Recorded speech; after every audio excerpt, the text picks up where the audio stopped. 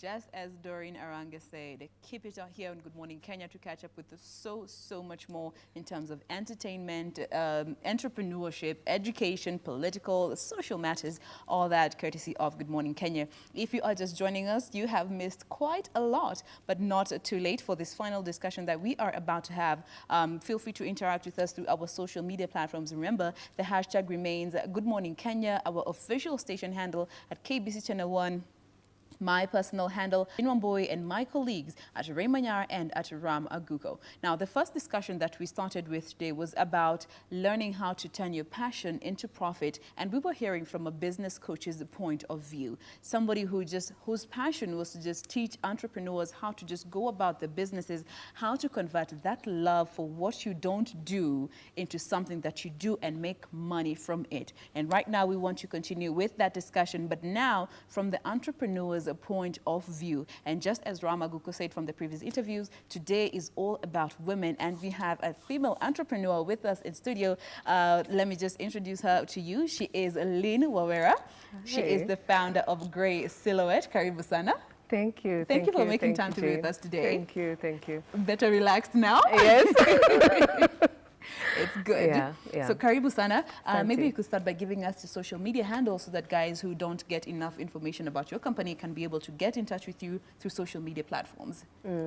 So we're on Instagram, Yeah. Facebook, Twitter, and Grey Silhouette. If you just type Grey Silhouette, then you should be able to find us there. All right. Yeah. We are going to put the name Grey Silhouette somewhere here so that you can get the spelling right and get to understand what the company does. Yeah. So let's just start a bit with knowing your journey, because you used to be employed. Yes. Tell us, how long ago was that? Because Grey Silhouette is about 6 years old, from 2013. Yes. Tell us about your last few years of employment to, just deciding to quit and starting this thing that you love. Well, I was employed for 6 years. Yeah. I worked for Oil Libya for 4 years, and Unilever for the last 1.5 years, just before I took the big leap, as people put it. A leap of faith. Yes, the leap of faith, yeah. Now, during that time, you wanted, first of all, let's just get to understand what Grey Silhouette does so that we can see the difference between what Grey Silhouette does and what you used to do. Tell us what Grey Silhouette is about. Grey Silhouette is an interior design and construction company. We basically do interior fit-outs. That's your floor works, wall works, that's your paint work, wall cladding, ceiling works, your false ceilings, gypsum, everything, paint work, tile work, putting floorboards. We do interior fit-outs. Everything that involves the inside of the house. Yes. All right. Yes. So, and what you were doing before this, what line of business was it? I was a business analyst. Business analyst, and now here you are loving interior design. Yes. Now, we were just talking to, she's called Frida Owinga. She is a business coach, and she was telling us about how you don't just decide to quit and start your love for your journey in entrepreneurship. How was that last year for you? How soon did you even start planning for Grey Silhouette, given you're in business? This side of the divide, and you want to go into interior design. Yeah. Well, I would say I've always had a passion for entrepreneurship. Yeah. And I think this, from selling jewelry to Encompass, just having a passion back then. I started back then. So I've just always had a passion for entrepreneurship. Yeah. And even as I was working, somewhere at the back of my mind, I kind of knew that I wasn't probably going to do this for the rest of my life. Yeah. So, and as I worked, I was very purposeful in, just trying to get the experience, trying to get know-how of how probably businesses work. Then after the 6 years, I decided to just step out and just get it done. Get it done. Yeah. Were you afraid? Well, I was afraid, the normal fears, but I also believed that life is about much more. Yeah. And we have one life to live. Then the fear of unknown. Well, there was the fear of the unknown, but I believe even now, after living the entrepreneurial life for now these 6 years, as you say, it's actually, the fear is bigger than what actually is on the ground. Yeah. The fear of what would be is bigger than what is actually there. Yes. And that is the thing you got to learn when you're actually doing this. Yes. Now I can actually say that. Even looking at things in hindsight, obviously when you're starting the business, it's very, it's very murky, especially coming from a corporate setting. And to interior design. To interior design, that I would say I didn't really have a background on. I just had a passion, actually, and thought, you know, as I read about other entrepreneurs, I realized the one thing everybody keeps talking about is you need to love what you do. Yes. So I said I've been thinking about entrepreneurship for a long time now, and I need to love what it is that I do. I knew that I loved being in spaces that look good, you know, that create that ambience, if it's a restaurant, if it's an office, if it's, you know, just such spaces. And I thought, you know, maybe interior design is a good place to start with entrepreneurship. Yeah. Who knows about the future? We could venture into other industries. And that's what I would say. So in terms of fear, I would say feel the fear, but do it anyway. Do it anyway. Yeah. This is such powerful words. Just do it anyway. Yeah. And, you know, I'm just thinking of you, maybe when you're still in the corporate office, you're just there auto-correcting the room. This should be like this. Yeah. The interior design already started when you were there. Yeah. Yeah? Yeah. Now, so here you are. You decided you want to quit. How were you planning yourself financially to start that business? Well, I would say my background was, when I thought about it, I realized probably the most important thing over and above the passion would be how you actually run the business, the management of the business itself. Yes. And my background wasn't really in business administration. So what I did, I first took a course in interior design just to get a feel of what interior design is. Well, I you have were a still passion employed for it. about post? Yes, well, I was still employed, Okay. yes. That was around 2011. So I just took a short course in interior design just to get a feel of what it is that, you know, what is interior design? When people say interior design, what do they mean? Is it the lights? Is it the nice looking? Is it residential? Is it corporate? So I just even what you think. And actually, I was pretty wrong. Like now that I have been in the industry, it's a really wide, field in itself, exactly. So, and then after that, I took another course just to have some insight in business administration, and try to major in finance and strategic management, the two sectors that I felt were most important when you're running a business. Because let's face it, when you run a business, no matter how technical you are, no matter how good an interior designer you are, with the more projects that you handle, you realize you actually are not the one who actually does the work. You can't know the work now is in the management of the business itself. So that's your HR, your finance, your strategic thinking. So when you have 10 jobs, now you can't design and you can't be there, you know, like every day, but you need a team that works, that comes together and brings out what it is that you have in your mind. So after that course, that's what I would say would be my preparation. I think the other one was probably financial. I tried to put away a few coins, and I would say now in hindsight, even putting away this money, I don't believe, because the business also took some time to actually pick up. But I think it's usually more for peace of mind. Because now I don't think I binged into whatever savings those were, but you have some peace of mind because you're not out in the wilderness and, you know, and thinking you have a fallback plan. And that gives you peace of mind. Even when you're at home, you have no jobs for 2 years. That's 24 months from coming from a corporate setting for 6 years where you get a monthly salary. Exactly. So now it's quiet, you're alone. You wake up in the morning, it's Monday.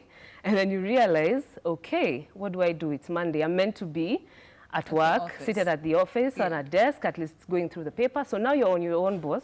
You're alone. No one is keeping you accountable per se.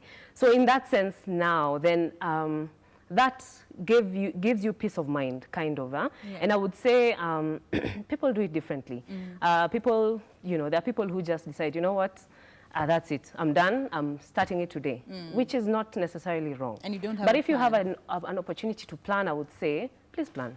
It allows you to think clearly on what it is that you want, the strategy that you want to take up, even the idea, because I believe that when you focus on one thing and grow it up to a certain level, even if you want to do something else on the side, then you don't end up selling other things and starting other businesses to pay the bills per se, you know. That would be my experience, yeah. So now, here you are, you know, I like what you said, you are taking time to learn while you were still employed, which is just in line with even the discussion that we had, because she said, learn on someone's time and dime.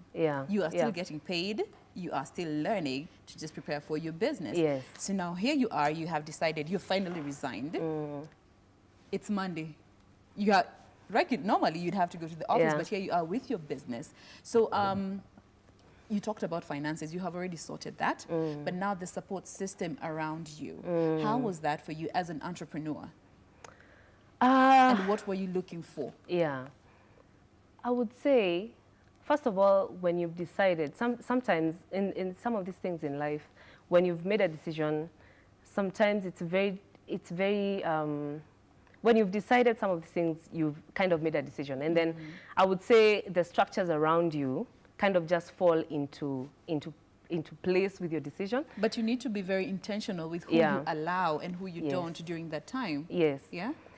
Yes, but what is also the reality is maybe people around you could discourage you even out of fear, you know, out of fear that this is a very good job. You know? Yeah, this is a very good job, you know, you're getting a salary, why would you leave that to start your own thing? And probably they're even doing it out of love. But you have this burning sensation in you that all these big companies that we all work for started with an idea, someone with an idea, and they believe that it could actually make it work. So I believe also it starts with you, and you might not get the support around you that you probably think you will get. But I also think that's a very necessary step. It grounds you more in the decision that you make. It grounds you, it allows you to be more deliberate in what you're doing, and you're sure. Because when you feel you know, that this is it, I'm probably not getting the you're getting all this pressure from all these people who are important to you, that are around you, and they love you, and they're saying, I mean, just do 2 more years, just do 3 more years. But the sensation is you saying, I mean, like, I think I should just branch out and get this done. So if you depend on that, and I think that's a very necessary step, because when you make that decision, kind of like no one can really stop you. There's no two-way. But I must say, the support system around me, in as much as probably people had different ways of thinking around probably my decision, in the end, they just got on board and decided, you know what, this is the decision and we'll support it, despite that fear that they actually felt during that time. Like she's actually sticking with it. Yeah. Like you don't have an opinion. Our opinions are null and void in this case. All right, so now in your first year, I'm sure it wasn't easy. It was a struggle, considering it's not in your line, in your, you know, you don't have years of experience in that line of job. It's something that you love. It's not what you have gone to school to study. What are some of the biggest challenges that you faced in the first 3 years alone of setting up shop? For one, you get really broke. You get really broke. You used to get this check at the end of every month. When the money stops coming in, so beautiful. When the money stops coming in, it kind of shakes your confidence. But I believe the passion and the love of what you're doing carries you through. And that's why I agree with what most people say, that you need to love what you do. You need to just love what you do. Mine took, I would say, a solid 2 years of literally having my day planned out for me, wherever I used to work, to a quietness on Monday and on Tuesday and on Wednesday and on Thursday and on Friday. And it's actually within that time that you realize you were probably not just employed physically, but even in your mind, because you believe you need to be busy from 8 to 5. Mental enslavement of sorts. Exactly. And you realize self-employment allows you to be free, because then you can work at 5, you can work at 11 in the night. And so to get out of that thinking pattern takes a bit of time. And I would say give yourself time. Give yourself time to go through the emotions. Give yourself time to learn, because now in hindsight, I realize if I had seen what I needed to learn ahead of time, probably I would have gotten cold feet. You know? No, gotten cold feet, because you actually really learn a lot as you move forward.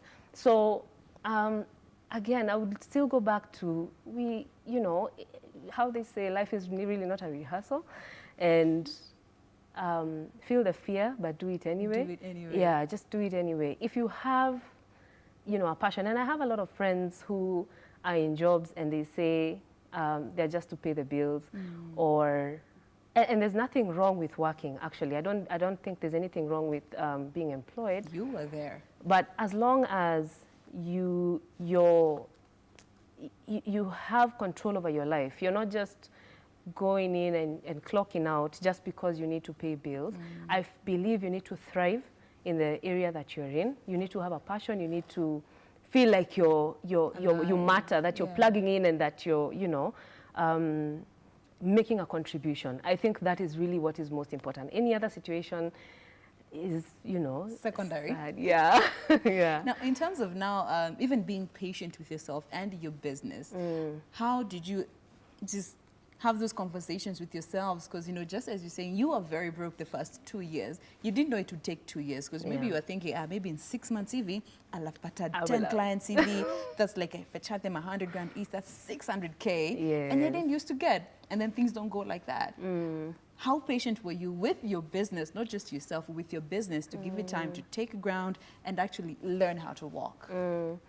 I think you go through the motions. There are days you wake up and you say, I'm done. I actually applied for jobs at some point in those 2 years. I mean, things are really tough. I mean, like, let me just go back to work. This is really not working. I actually got to the point of giving up. But what I can say worked is you need to read. You need to inject. It's not going to come miraculously from, you know, the clouds, that motivation. When I read about other entrepreneurs, and you read about people who have taken not even just 2 years, but guys who have taken 10 years, then you look at your time and you've taken 8 months, it's 1 year, it's 1.5 years, and you say, you even feel ashamed. Let me just chill. Like, oh my God. Chill. Yes. And that is what worked for me. I read about other entrepreneurs in Kenya and abroad, and I realized all these people that we admire up there also took time to get to where it is. And with that, I cut myself a bit of slack and said, you know what, tomorrow is going to be a better day. Yeah. That's what kept you going. That helped you stick with it, to just say tomorrow will be a better day. In as much as today was bad, as much as I applied for 2 jobs today, you know, maybe I could get employed tomorrow, and who knows?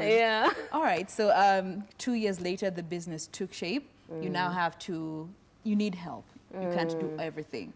In terms of looking for employees, how did you go about that? In that period, I also got to know who is doing interior design in this country. And I had a friend, a very close friend, and I would pick up the phone and call her all the time and say, you know, I'm going for this meeting, what should I prepare for, or I have this. So she actually really helped me get footing, get grounding, and actually interior design was her backing. That was her background. So she played the role of a mentor? She played the role of a mentor. And I consulted her a lot on anything and everything, including where do I get a painter? There's a bedroom here that I need to paint. You only know about Crown and Duracoat. But where are they even? I mean, like if I was to send you now to, where is the head office? Where do I get it cheaper? Because cost is also a very real thing. When you're starting, you have a budget that you need to work with. If it's, you know, there's a quotation that you've given the client. So everything I would needs say to be cost effective. Everything needs to be cost effective. You're also trying to do a good job to get another job. So it's a bit of a whirlwind, but she really helped me out. I really consulted her on a lot of things, and she actually held my hand through that period. And I would say when it came to time probably to get someone to do the design, and I mean that probably on soft, you know what you have in your mind, but you have not yet known how to, for example, use ArchiCAD or those softwares that designers use, for example. And you realize, you know, that I need someone to actually get this done. So I would say she really played a very important role and held my hand in that process. So even when I was looking for employees, and I got to know her and other people now around the business, so a lot of consulting. Where can I even get someone, a draftsman, someone who can do, you know, floor plans and all that? Yes. At one point, even when you're unakuwa mtu wa mikono, yes, for your own good, you know. And just hearing from what you're saying, it's really in relation to what the coach was saying in terms of even looking for mentorship, because you will never be perfect, and there'll always be somebody who is better than you at doing something, and considering it's something that you're just getting into, you really need to look for mentorship with people who are already in that field. Yes. All right. So now dealing with employees, you've Yeah. already gotten them. Now dealing with them. Yeah. You haven't done this before. You were dealing with a boss, and now you are the boss. You have to deal with employees in terms of even satisfaction, job satisfaction, because it's maybe one of the things that drove you from where you are to get into entrepreneurship. So dealing with your employees in terms of getting to know how they are, what they like, how they like working, how was that experience for you? It's pretty challenging, and I don't believe we've gotten it, you know, like 100%. Yeah. It helped coming from the corporate, you know, setting where I was an employee at some point. Yeah. And so I believe from that experience, I got to know at least the things then that I wanted, you know, if this could be done for me, then probably it could make me more productive. Or if this was not the case, then it would make me, you know, like from that point of experience, I believe I borrowed a bit of that knowledge.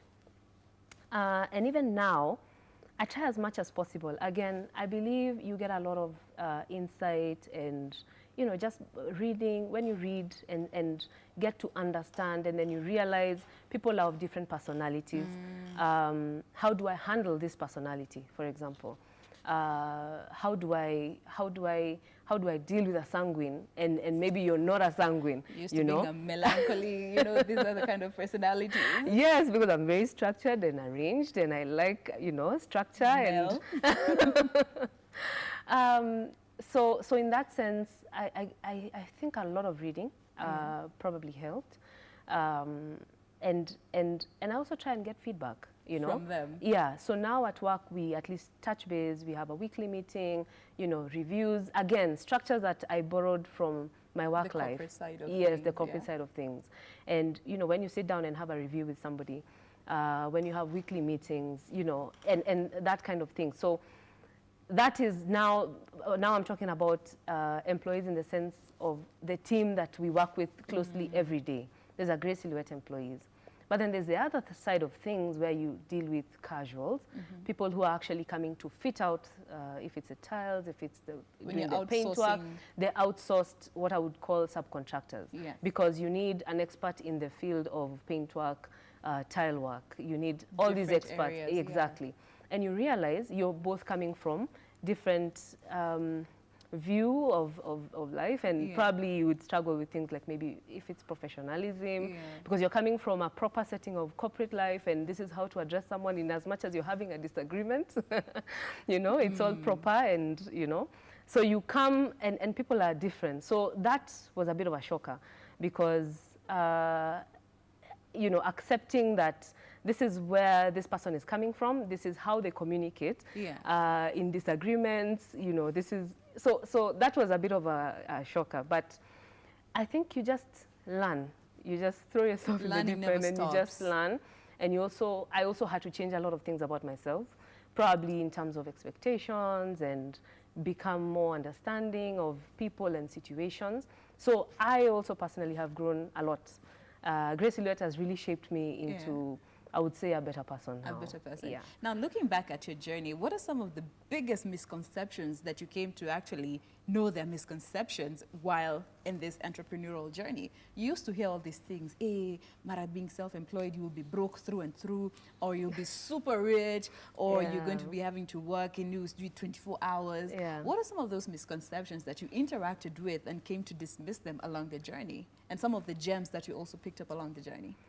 The super rich one is a misconception. It's true. Because you quickly realize that a lot of things need the money that you think you're making, or the money coming in is even not, when you get a contract and you realize, oh, here, this is a good deal. This is, you realize that now I'm going to be super rich. I think I would say is a misconception, because you realize now you need to pay people. There's cash flow management in business. There's tax, for example. There's realities now that need attention. You know, now you're starting a business, it's taking shape, it's having a life of its own, and there's what needs more attention than you putting the money in your pocket. And I believe, especially when you're starting a business, you want to build a brand, then you need to reinvest back in your business. Yeah. And that's what basically I would say. So that's a misconception that you're gonna be super rich and, you know, overnight. Yes, yes, overnight. Yeah, yeah. And also in terms of just even putting in the hours, did you have to put in insane hours, or you found a way of just managing things? I had to put in hours, especially at the beginning. I really had to put in hours. And I would say, back to your point of support system, the support system around me was amazing, because people were able to understand that Lynn needs to do this, she needs to put in the hours, she needs to work a little longer, just to even wrap your Did you have conversations with them about that? Yes, yes, we had to. We had to, because of course it brings probably a bit of strife at some point. You know, you're not here as much as you probably used to. Yeah. But then you try and explain that this needs to get done or this needs to get done. Yeah, that's what I would say. My support system was very understanding, and I was allowed time to just be me, do Grey Silhouette, and take it wherever you want to take it, you know. Yeah, but also there's need for balance in everything. And again, that's something you learn along the way, because life, you know, you still have to balance. Work-life balance is important. And so again, as you go along, you realize you cannot spend all your time at work, and it's important to still take time with your family and friends and still connect. Now, in terms of getting clients, how did you go about that, and even knowing which kind of clients do you want? What really am I offering, and who is willing to pay for it? When I started, we started from the residential front. And your friends, that is or? Yes, my friends, and by force, I will design your rooms. But then you realize they need to, you know, they need to pay for it, and probably not everyone is in that space at that time. So we started from the residential front, but then we realized, now when we got into the industry, we realized, I don't think this is where probably our focus wants, you know, this is where we want to focus on.